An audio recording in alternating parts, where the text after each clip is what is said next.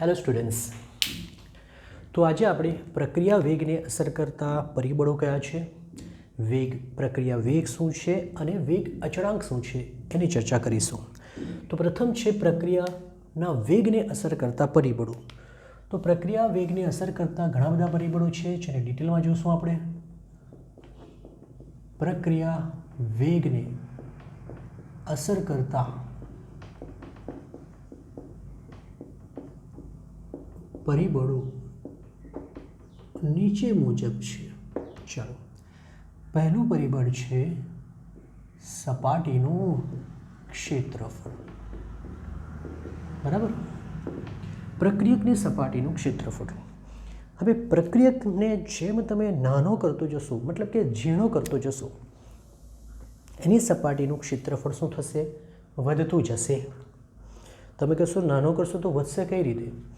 એ રીતે નહીં, પરંતુ વિચારો, તમારી પાસે 1 ગ્રામનો લોખંડનો ટુકડો હોય, 1 ગ્રામનો લોખંડનો ટુકડો હોય, એની સપાટી આટલી જ બને છે, પરંતુ એ 1 ગ્રામને ખૂબ નાના પાવડરમાં આપણે રૂપાંતર કરી નાખીએ અને ટેબલ પર એને પાથરી દઈએ તો એ ખૂબ મોટી જગ્યા કવર કરી શકે કે નહીં? તો હવે વિચારો, સપાટીનું ક્ષેત્રફળ અહીંયા વધી ગયું કે અહીંયા વધી ગયું?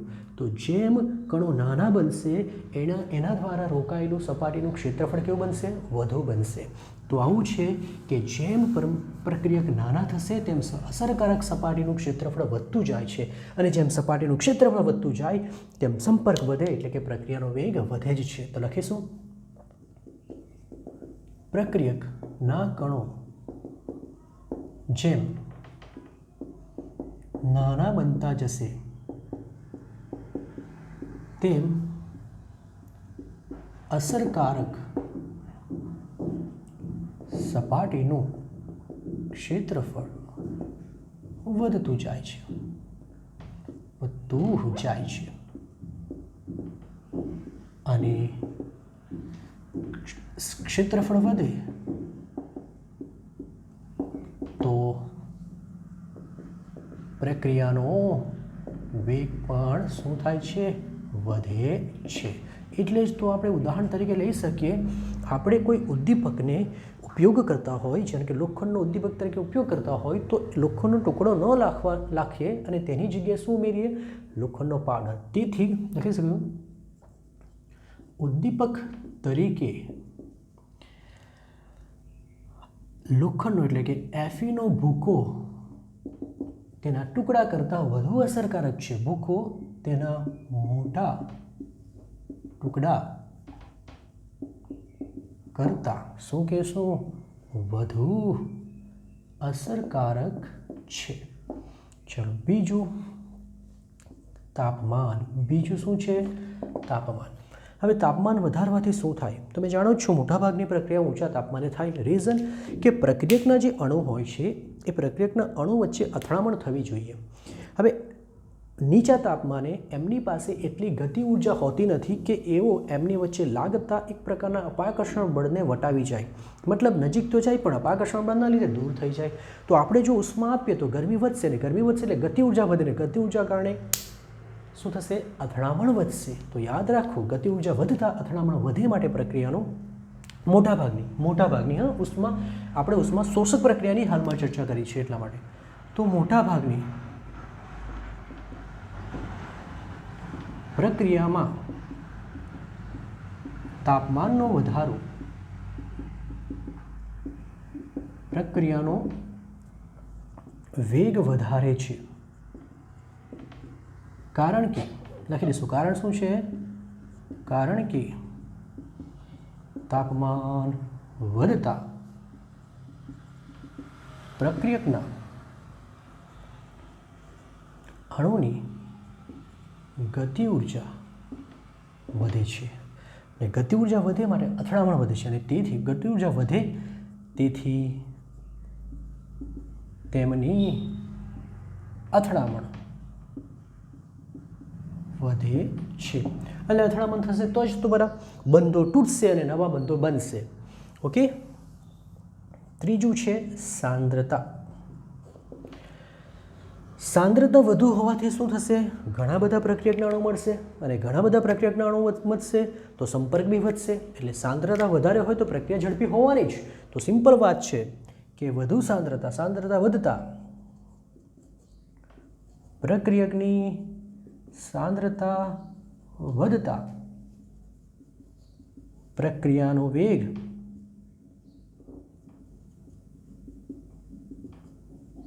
વધે છે. બરાબર, સિમ્પલ છે. ચોથું છે દબાણ. હવે દબાણ માત્ર ને માત્ર વાયુરૂપ પ્રક્રિયકોને જ લાગુ પડે, કારણ કે ઘન અને પ્રવાહી પર તો દબાણની કોઈ અસર થતી નથી. અને એમાં પણ એવું જ છે કે જે રીતે સાંદ્રતા વધે એ રીતે દબાણ વધે. સાંદ્રતા વધે તો પ્રક્રિયકના અણુ વધે ને પ્રક્રિયકના અણુ વધે તો સંપર્ક વધશે એટલે પ્રક્રિયાનો વેગ વધવાનો. એ રીતે દબાણ વધશે તો વાયુના અણુ વધશે ને વાયુના અણુ વધશે તો બી સંપર્ક વધવાનો. તો એ પણ લખી દઈશું કે વાયુમય પ્રક્રિયકોનું દબાણ વધતા પ્રક્રિયાનો વેગ વધે છે. અને પાંચમું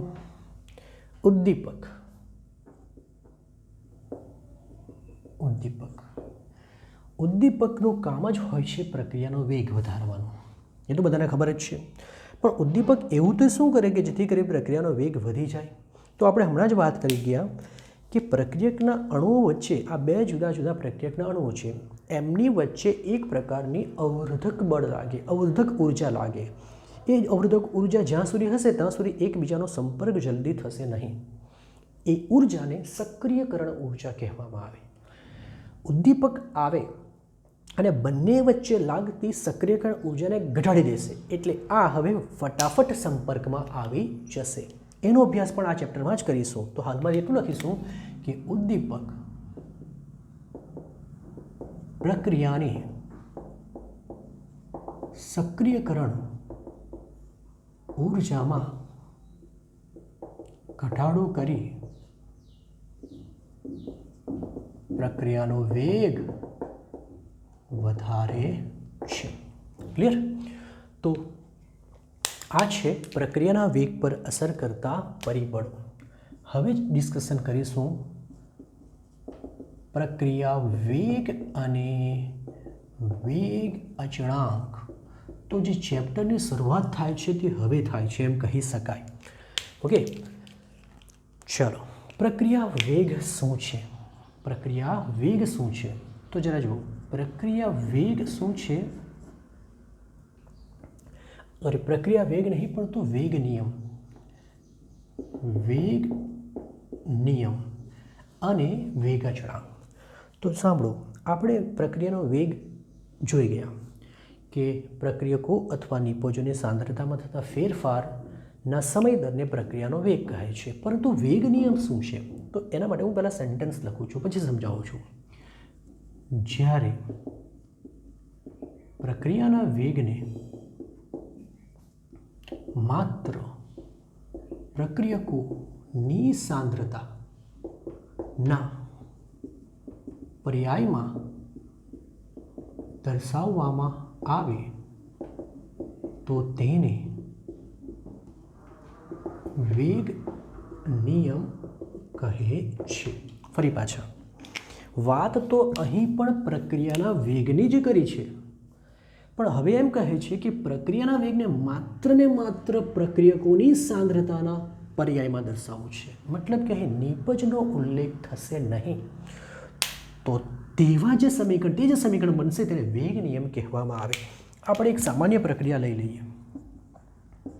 એક સામાન્ય પ્રક્રિયા નીચે મુજબ છે. ચલો જો, એના એ મોલ, બીના બી મોલ, નિપજ બનાવે છે સીના સી મોલ અને ડીના ડી મોલ. બોલો, અહીં એ બી શું છે? પ્રક્રિયક. સી ડી શું છે? નિપજ. સ્મોલ એ સ્મોલ બી, સી ડી એ શું કહેવાય? તત્વ યોગમિતીય ગુણાંકો. જ્યાં સ્મોલ એ બી સી ડી એ તત્વ યોગમિતીય ગુણાંકો છે. હવે આપણે આ પ્રક્રિયા માટે વેગ નિયમ નીચે મુજબ છે. આ પ્રક્રિયાનો વેગ નિયમ નીચે મુજબ દર્શાવી શકાય. ચલો, શું કહે છે વેગ નિયમ? વેગ નિયમ સિમ્પલ છે. વેગ નિયમ પરથી સૂત્ર બને કે પ્રક્રિયાનો વેગ એ પ્રક્રિયકોની સાંદ્રતાના યોગ્ય ઘાતના સમપ્રમાણમાં હોય છે. સિમ્પલ છે કે પ્રક્રિયાનો વેગ એ પ્રક્રિયકોની સાંદ્રતાના યોગ્ય ઘાતના સમપ્રમાણમાં હોય છે.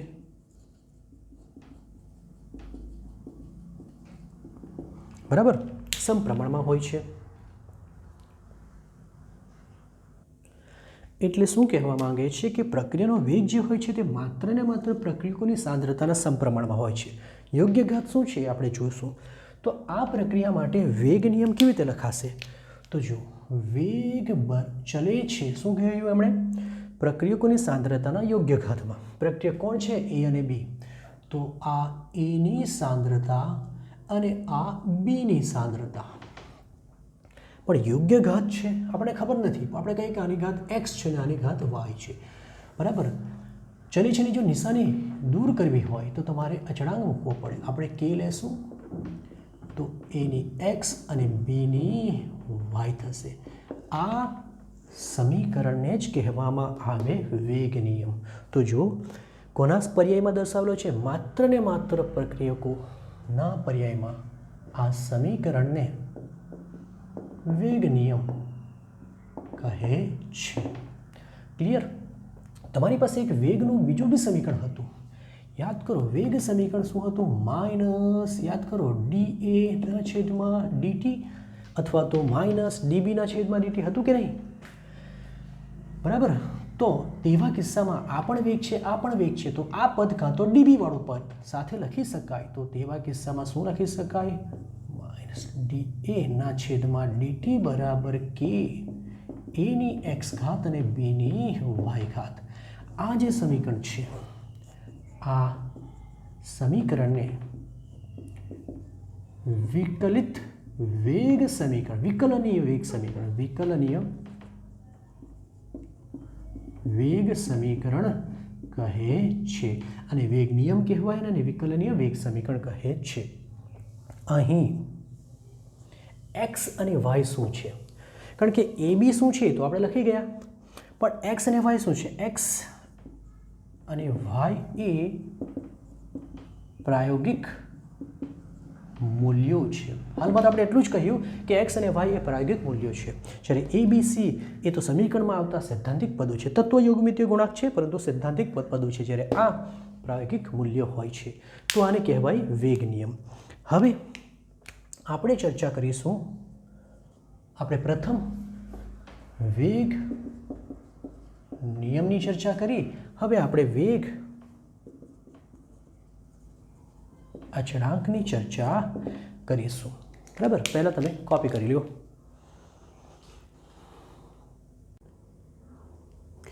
વેગ અચળાંક. તો જે વેગ નિયમ છે તેમાં આપણે k લખ્યું. એકચ્યુઅલી અહીં શું છે? તો સંતુલન, અહીં અચળાંક છે, પણ એ જ k ને કહેવામાં આવે વેગ અચળાંક. તો એ લખી દેશું કે વેગ નિયમમાં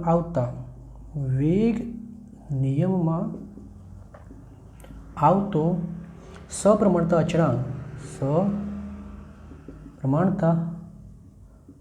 અચળાંક k ને જ વેગ અચળાંક કહે છે. ઓકે, ડિટેલમાં પાછું જોવાનું જ છે. એનો એકમ શું બનશે અને એ બધું. ઘણીવાર એને વિશિષ્ટ વેગ અચળાંક પણ કહેવામાં આવે. જ્યારે પ્રક્રિયકોની સાંદ્રતા 1 મોલર હોય ત્યારે એને વિશિષ્ટ વેગ અચળાંક પણ કહે છે. હવે જે છે એ ખૂબ ખૂબ ખૂબ અગત્યનું છે અને એ છે ટોપિક પ્રક્રિયાક્રમ. આપણે પ્રક્રિયાનો વેગ અચળાંક જોયું, પ્રક્રિયાક્રમ શું છે? તો આની જ જરૂર પડવાની છે આપણને. પ્રથમ લખીએ કે પ્રક્રિયાક્રમ શું છે? તો વેગ નિયમ એટલે આ માં આવતા સાંદ્રતા દર્શાવતા વેગ નિયમમાં સાંદ્રતા દર્શાવતા પદો, ચલો આ વેગ નિયમ છે અને એમાં સાંદ્રતા દર્શાવતું પદ એ અને બી છે. આ એની સાંદ્રતા અને આ બીની સાંદ્રતા, એટલું તો ખબર પડે છે. વેગ નિયમમાં સાંદ્રતા દર્શાવતા પદોના ઘાતાંકો. હવે આ સાંદ્રતા દર્શાવતું પદ છે એનો ઘાતાંક x છે, આ સાંદ્રતા દર્શાવતું પદ છે એનો ઘાતાંક y છે. તો ઘાતાંકોના સરવાળાને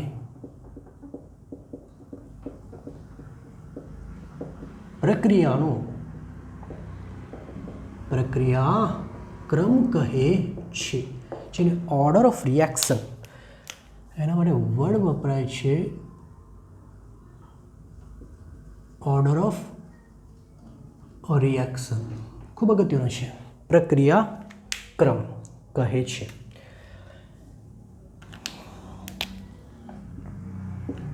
એક સામાન્ય પ્રક્રિયા લઈ લઈએ, જેમ કે એના એ મોલ વત્તા બીના બી મોલ માંથી શું મળે છે? નિપજ. અને એના માટે આપણે વેગ નિયમ લખીએ તો કે બોલો એની કેટલી ઘાત x અને બીની કેટલી ઘાત y. તો આ છે વેગ નિયમ. વેગ નિયમમાં આ સાંદ્રતા દર્શાવતું પદ છે અને આ એનો ઘાતાંક x છે. અહીં આપણે જસ્ટ એટલું જ લખ્યું હતું કે x અને y એ પ્રાયોગિક મૂલ્ય છે. હવે આપણે લખીશું કે અહીં x એ પ્રક્રિયક એના અનુસંધાનમાં પ્રક્રિયાક્રમ છે. તો x એકચ્યુઅલી પ્રક્રિયાક્રમ છે. કોનો?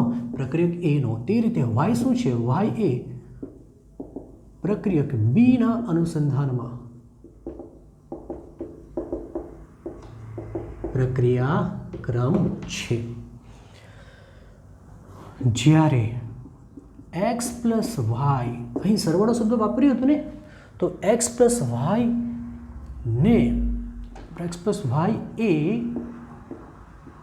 પ્રક્રિયાનો કુલ પ્રક્રિયાક્રમ દર્શાવે છે. પ્રક્રિયાક્રમ દર્શાવે છે. તો સમજો કે કુલ પ્રક્રિયાક્રમ બરાબર શું? તો ઘાતાંકોનો સરવાળો. આ જે x અને y છે, શું આ x અને y ને a અને b એટલે કે તત્વયોગમિતીય ગુણાંક સાથે કોઈ સંબંધ છે? તો નહીં. તો એ લખીએ અહીં x અને y ને તત્વયોગમિતીય ગુણાંકો a b સાથે કોઈ સંબંધ નથી. કોઈ સંબંધ નથી. x અને yનું મૂલ્ય a અને bના મૂલ્ય જેટલું બી હોઈ શકે અથવા એના કરતાં વધારે અથવા ઓછું બી હોઈ શકે. કહેવાનો મતલબ એ પ્રક્રિયાક્રમનું મૂલ્ય તત્વયોગમિતીય ગુણાંકને સમાન અથવા અસમાન હોઈ શકે. અસમાન હોઈ શકે. સમાન બી હોય, અસમાન બી, પણ કોઈ સંબંધ તો નથી જ. વાત કરી ગયા આપણે કે x અને y કયા મૂલ્ય છે? પ્રાયોગિક મૂલ્ય છે. જ્યારે a અને b કેવા છે? સૈદ્ધાંતિક મૂલ્ય છે. x અને y એ ડાયરેક્ટ લખીશું પ્રક્રિયાક્રમ. પ્રક્રિયાક્રમ એ પ્રાયોગિક મૂલ્ય છે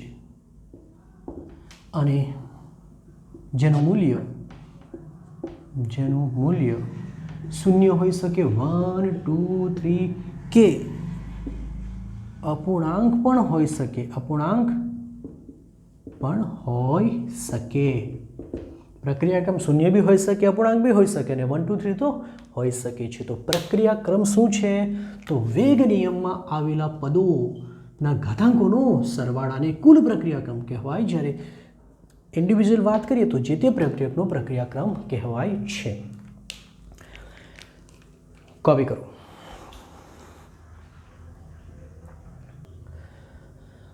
હવે આપણે વેગ અચળાંકનો એકમ મેળવીશું.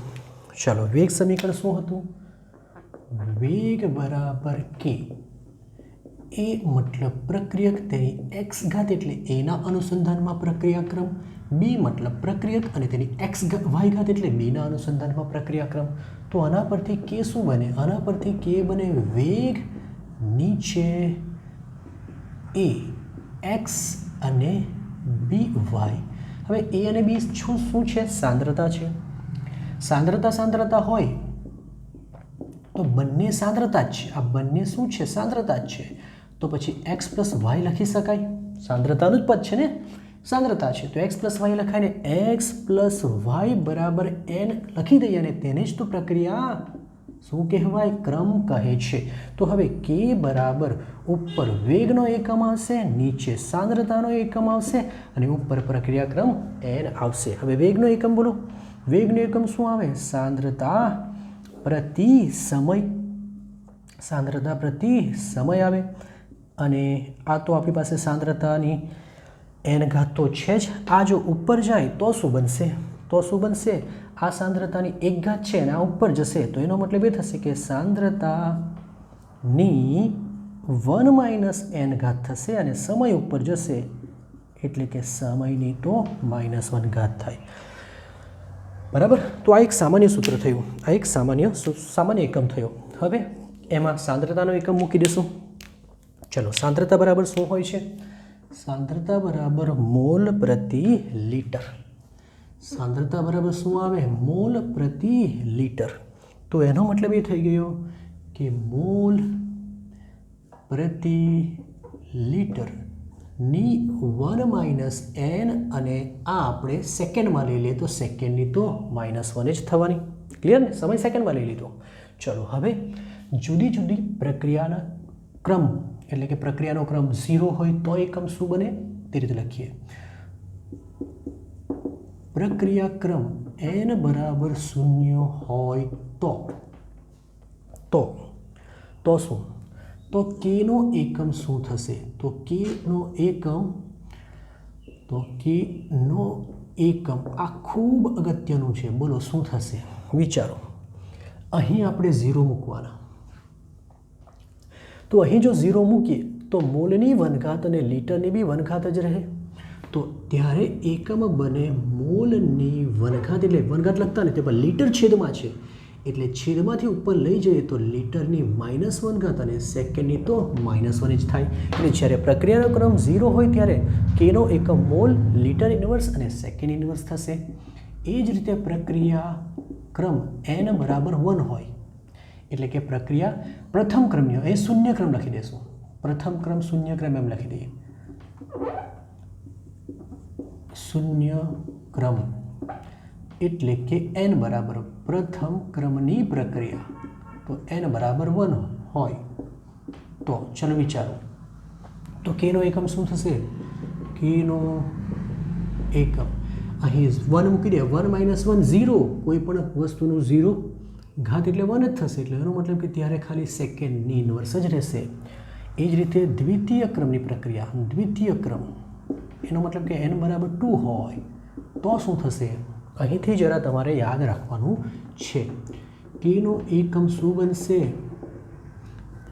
આ ખૂબ જ અગત્યનું છે. ચલો જો, અહીં આપણે 2 મૂકી દઈએ. 2 મૂકી દઈએ તો જરા જુઓ, મોલના છેદમાં લીટર. 1 - 2. 1 - 2 કેટલા થવાના? -1. -1 નો મતલબ થશે કે મોલની પણ -1 અને લીટર જે નીચે છે તેની પણ -1. હવે નીચેથી ઉપર આવે તો પ્લસ થઈ જાય કે નહીં? તો એનો મતલબ એ થઈ ગયો કે અહીં મોલ તો ઇન્વર્સ રહેશે પરંતુ લીટર હવે પ્લસ થઈ જશે ને સેકન્ડની તો -1 જ રહેવાનું. એ જ રીતે તૃતીય ક્રમ એટલે કે n બરાબર 3 હોય તો કેનો એકમ શું થશે? ફરી પાછા અહીં 1 - 3 મૂકીશું. 1 - 3 એટલે શું બચવાના? -2. અહીં -2 ને અહીં પણ -2. -2 ઉપર જશે તો પ્લસ થશે. એનો મતલબ કે મોલની તો -2 પરંતુ લીટરની 2 અને સેકન્ડની તો -1. આ જ રીતે તમે n ક્રમની પ્રક્રિયા પૂછે તો આ થઈ ગયું. nમા ક્રમની તો એકમ આ છે. ક્લિયર હોવું જોઈએ. હવે ઘણીવાર તમને ક્વેશ્ચન કેવો પૂછાશે? તમને ક્વેશ્ચન આપશે કેનો એકમ આપશે અને તેના પરથી પૂછશે કે પ્રક્રિયાનો ક્રમ કયો હશે, તો એ પણ આપણે જાણી શકીએ. તો તેના માટે એક શોર્ટકટ મેથડ છે. તમારે શું યાદ રાખવાનું છે, જો એકમ પરથી જો પ્રક્રિયાનો ક્રમ જોઈતો હોય તો તમારે અહીં લીટરવાળા પદને ધ્યાનમાં લેવાનું. આ લીટરવાળા પદને ધ્યાનમાં લેવાનું, બરાબર. લીટર 1 માઇનસ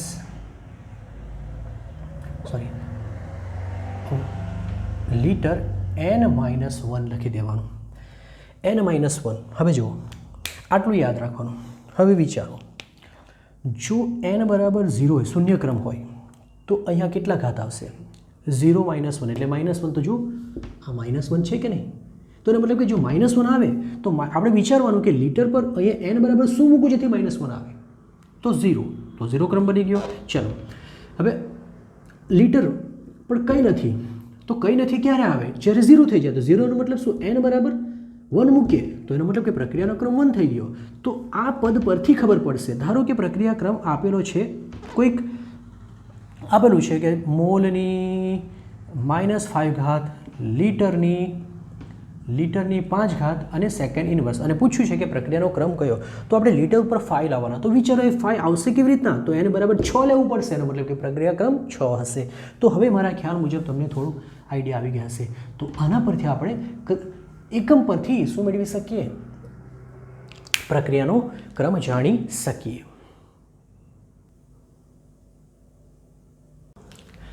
ઉદાહરણ નંબર 4.2.